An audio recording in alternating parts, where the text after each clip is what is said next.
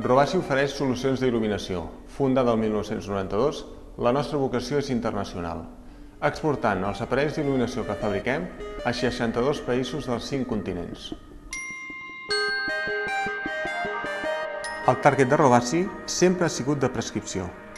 Els prescriptors dels nostres productes solen ser dissenyadors d'il·luminació, enginyers, arquitectes, lighting consultants i decoradors. Col·lectiu que té una especial sensibilitat per tot allò referent al disseny.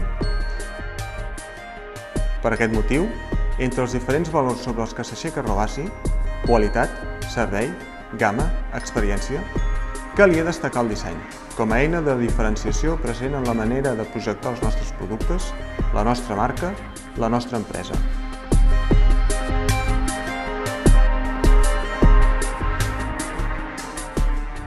Després de participar en diferents jornades organitzades per BCD, la Cambra, Acció 10, estàvem més que convençuts de la importància del disseny com a tret diferenciador. Per això no vam dubtar en participar en el Pla Pilot de Diagnosi i Implementació de la Gestió del Disseny a Robasi. Volíem implementar el disseny a nivell transversal dins l'empresa i fer-ho guiats per professionals i especialistes en la matèria, amb l'objectiu de dur a terme la gestió del disseny de forma planificada i amb uns criteris ferms de contractació i validació dels serveis de disseny.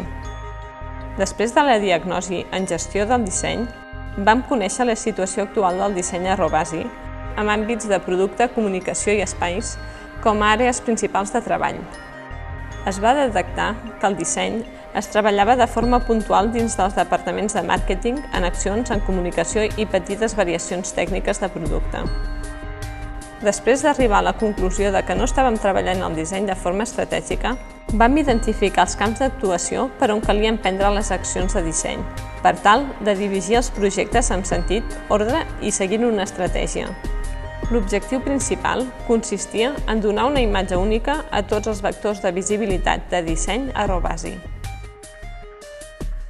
Els consultors en gestió del disseny ens van anar guiant donant-nos pautes clares i un timing específic, acompanyant-nos a cada pas en propostes concretes.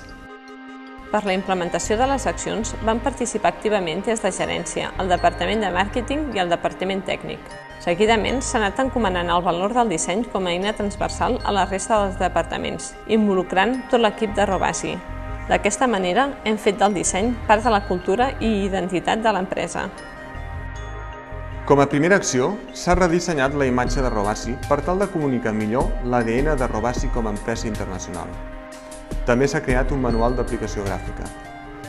Un cop finalitzat el procés de consultoria en gestió del disseny, per tal d'implementar el disseny a l'empresa, ens hem marcat com a objectiu la col·laboració externa d'una consultora que treballi en paral·lel i orienti el departament de màrqueting i tècnic de Robasi.